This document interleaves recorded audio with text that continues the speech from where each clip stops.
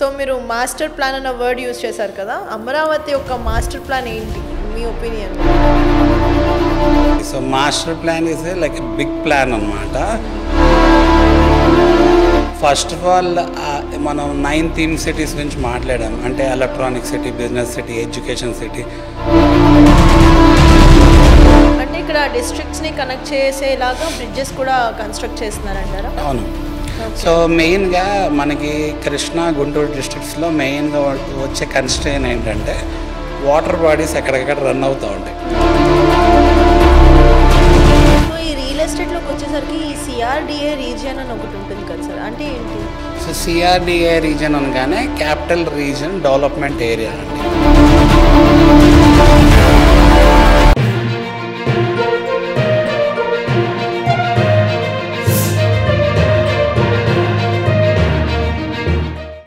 So మీరు master plan అన్న word use చేశారు కదా, అమరావతి యొక్క మాస్టర్ ప్లాన్ ఏంటి మీ ఒపీనియన్లో? సో అగైన్ అండి, so master plan is like big plan అనమాట.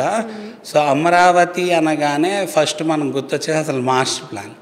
సో ఈ అమరావతి క్యాపిటల్ సిటీలో ఏం యూనిక్నెస్ ఉంది అనేది మనకి ఆ మాస్టర్ ప్లాన్ చూస్తే గుర్తుకొస్తుంది. ఇప్పుడు మనకి హైదరాబాద్కి ఒక మాస్టర్ ప్లాన్ ఉంది. సో హెచ్ఎండిఏ అవ్వండి, లేకపోతే జిహెచ్ఎంసి. సో అలానే దాని లిమిట్స్ పెంచుకుంటూ వెళ్ళారు. ఎలా అంటే అవుటర్ రింగ్ రోడ్కి పెంచుకుంటూ వెళ్ళారు, రీజనల్ రింగ్ రోడ్కి పెంచడం జరుగుతుంది. సో అలానే అమరావతికి కూడా మాస్టర్ ప్లాన్ ఉందన్నమాట. ఆ మాస్టర్ ప్లాన్ ఎలా ఉంటుంది అంటే ఫస్ట్ ఆఫ్ ఆల్ మనం 9 థీమ్ సిటీస్ గురించి మాట్లాడాం. అంటే electronic city, business city, education city, knowledge city, జ్యుడిషియర్ city.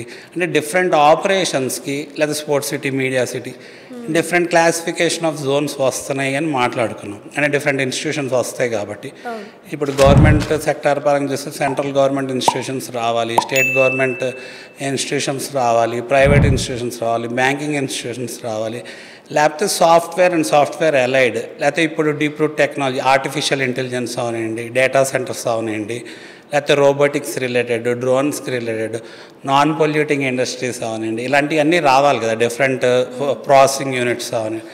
So మరి అవన్నీ ఎక్కడ అలొకేట్ చేయొచ్చు? అలానే ఏంటంటే ఇది గ్రీన్ క్యాపిటల్ కదా, అంటే కొత్తగా బిల్డ్ చేసే క్యాపిటల్ కదా. సో దానికి ఏంటంటే చాలా గ్రీన్ లష్ కూడా ఉంది. సో అక్కడ ఎన్వైర్న్మెంట్ని ప్రొటెక్ట్ చేయాలి. సో చాలా మట్టికి కొంత ఏరియాస్ టూరిజం పర్పస్కి, స్పోర్ట్స్ పర్పస్కి వాటర్ని కూడా ప్రొటెక్ట్ చేయాలి కదా, వాటర్ బాడీ కూడా రన్ అవుతుంది.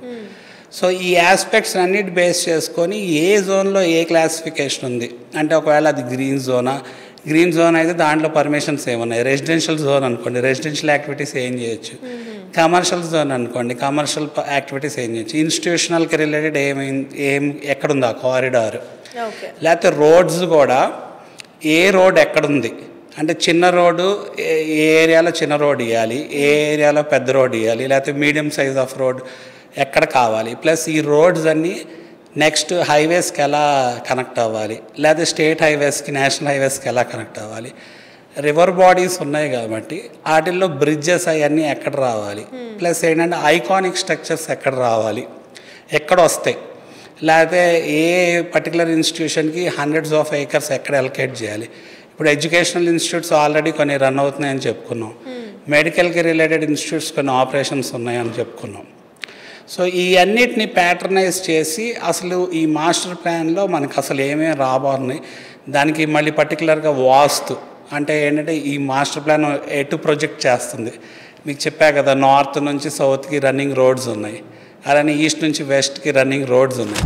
సో ఈ రన్నింగ్ రోడ్స్ అన్ని గ్రిడ్ కానీ, గ్రిడ్ సిస్టమ్ గురించి మాట్లాడుకున్నాం, ప్యాటర్న్ ఎలా ఉంటుంది, వీటన్నిటిని ప్రొజెక్ట్ చేసేది. అంటే మనకి ఇన్నర్ రింగ్ రోడ్ ఏది, కోర్ క్యాపిటల్ ఏరియా ఏది, 29 విలేజెస్ తర్వాత ఇంకా ఎక్స్పాన్షన్ ఎక్కడ వస్తుంది, నెక్స్ట్ అప్కమింగ్ ఆనుకున్న ఏరియాస్ ఏంటి, అవుటర్ రింగ్ రోడ్ ఎక్కడ రాబోతుంది, ఇదంతా చూపించేదే మనకేంటంటే మాస్టర్ ప్లాన్ అనమాట.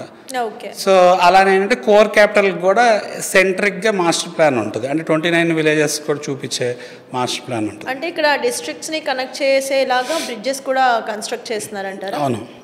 సో మెయిన్గా మనకి కృష్ణా, గుంటూరు డిస్ట్రిక్ట్స్లో మెయిన్గా వచ్చే కన్స్ట్రెయిన్ ఏంటంటే వాటర్ బాడీస్ ఎక్కడెక్కడ రన్ అవుతూ ఉంటాయి. సో వాటర్ బాడీస్ ఇస్లేకే ఒక కన్స్ట్రెయిన్ అంటే ఎందుకు, మనం ఎక్కడి నుంచైనా ఎక్కడికైనా వెళ్ళాలనుకోండి యాక్సెస్ పరంగా కన్స్ట్రెయిన్. బట్ అడ్వాంటేజ్ ఏంటి, మనకి సర్ప్లస్ వాటర్ ఉంది, we can make use of that water for the anything like drinking అవనండి, ఫిల్టరేషన్ అవనండి, లేకపోతే to generate some energy electricity అలా అవనండి అడ్వాంటేజ్ తీసుకోవచ్చు. అలానే ట్రావెల్ పరంగా అవనండి, గూడ్స్ ఏదన్నా తీసుకెళ్లాలన్నా కూడా they can make use of that water bodies అనమాట. సో ఇంతకుముందు కూడా ఎలా ఉండేది అంటే మనకి లాంచ్లు బల్లకట్లు ఈ సిస్టమ్ ఉండేది.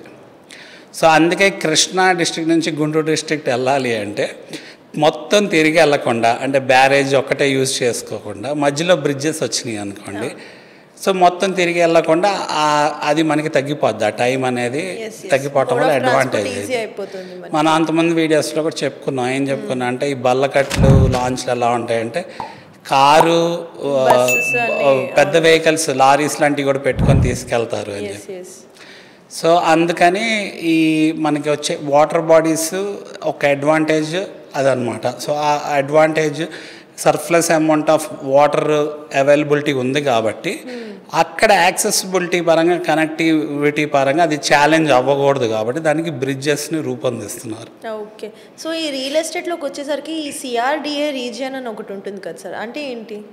సో సిఆర్డిఏ రీజన్ అనగానే క్యాపిటల్ రీజన్ డెవలప్మెంట్ ఏరియా అండి. So capital region development area APCRD అంటే Andhra Pradesh capital regional development area. So the name itself says what it is. So క్యాపిటల్ని డెవలప్ చేసే రీజనల్ ఏరియా. సో దాని jurisdiction ఏంటి, దాని limits ఏంటి. So previously as told 29 villages అనేది main core capital అనమాట. Plus ఏంటంటే మళ్ళీ ఆ 29 విలేజెస్లో మనకి ఎక్కడైతే లెజిస్లేషన్ జ్యుడిషియరీ నడుస్తుందో సో అది ఇంకా ఎక్స్క్లూజివ్లీ కోర్ అనమాట. సో 29 విలేజెస్ అయితే పూలింగ్ తీసుకున్నారు, దాని ద్వారానే కదా మనకు ఒక 33,000 ఏకర్స్ అవైలబిలిటీలోకి వచ్చినాయి. సో ఈ అవైలబిలిటీని బేస్ చేసుకొని క్యాపిటల్ సిటీ అనేది డెవలప్ అవుతుంది. అలానే ఇంకో 15 ఏకర్స్ గవర్నమెంట్ దగ్గర ఉన్నాయి, సుమారుగా ఒక 55,000 ఏకర్స్ అవైలబిలిటీ ఉంది. దాంట్లో వీళ్ళకి రోడ్స్కి పోద్ది చాలా మటుకి, ఎందుకంటే they coming up with very wide and broad రోడ్స్కి చాలా మటుకి వెళ్ళిపోద్ది ఏరియా. నెక్స్ట్ ఏంటంటే డెవలప్మెంట్, ఇప్పుడు ఇన్స్టిట్యూషన్స్కి ఎలకేషన్స్కి వాటికి చాలా ఏరియా వెళ్ళిపోద్ది. సో ఎప్పుడైతే మనకి ఫార్మర్స్కి తిరిగిస్తున్నారో రిటర్నబుల్ ప్లాట్స్, దాంట్లో కూడా చాలా ఏరియా వెళ్ళిపోతుంది. అయితే ఇన్స్టిట్యూషన్స్ ఏవైతే తీసుకున్నాయో స్టేజెస్ వైజ్గా తీసుకుంటా ఫర్దర్గా స్టేజెస్ వైజ్గా ఇంప్రూవ్మెంట్ ప్రోగ్రెస్ జరుగుతూ ఉంటుంది కాబట్టి అక్కడ ఉన్న ప్రైజెస్ ఇంకా పెరుగుతాయి కాబట్టి so it would be an asset అనమాట. సో రేపు ఎలా ఇప్పుడు ఒక 50,000 crores నుంచి 1 lakh crores ఆల్రెడీ టెండర్స్ పరంగా కానీ లేకపోతే సెంట్రల్ గవర్నమెంట్ ప్రాజెక్ట్స్ పరంగా కానీ రైల్వే లైన్స్ పరంగా రోడ్స్ పరంగా అనౌన్స్ చేయడం జరుగుతుంది, లేకపోతే అనౌన్స్ చేయబోతున్నారు. టెండర్ వర్క్స్ కూడా కాల్ ఫార్వర్డ్ చేశారు.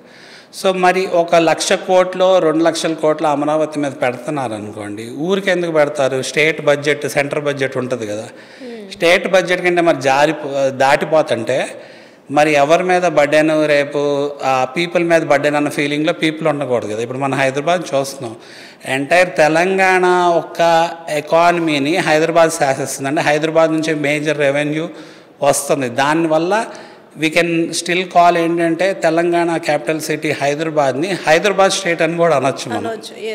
సో అలానే మనకి చూసాం కదా, మన సికింద్రాబాద్, హైదరాబాద్ అండ్ సైబరాబాద్ ఎలా ఎవాల్వ్ అయినాయి, they are also coming up with new city. అలానే మరి అంత డబ్బులు పెట్టినప్పుడు అక్కడ కూడా దానికి రిలేటెడ్ కొలాటరల్ అనేది ఉండాలి కదా. సో ఆ ల్యాండ్ ఎప్పుడైతే మిగులుతుందో ఆ land it would be worth like around ఒక 10 lakh crores అనుకోండి. So it's like a gold mine కదా. సో అప్పుడు దానివల్ల అడ్వాంటేజ్ ఏంటి, ఆ మనీ మళ్ళీ గవర్నమెంట్కే వెళ్తున్నాయి. ప్లస్ ఏంటంటే ఇన్స్టిట్యూషన్స్ ఏమైనా కొనుక్కుంటున్నాయి అనుకోండి, ప్లస్ ట్యాక్సెస్ పరంగా రేపు రెవెన్యూస్ అన్నీ జనరేట్ అవుతాయి. సో బ్యాంక్కి ఏదన్నా కొలాటరల్స్ అవి చేయాలన్నా కూడా ఈజీగా ఉంటుంది. ఇప్పుడు చాలా ఫైనాన్షియల్ ఇన్స్టిట్యూషన్స్ మీద డిపెండ్ అవుతున్నారు కదా లోన్స్కి వాటికి, లైక్ వరల్డ్ బ్యాంక్ అవనండి, లేదా హడ్కో అవనండి, ఏషియన్ డెవలప్మెంట్ బ్యాంక్, ఇలా. అందువల్ల so it would be like an asset అనమాట. ఓకే.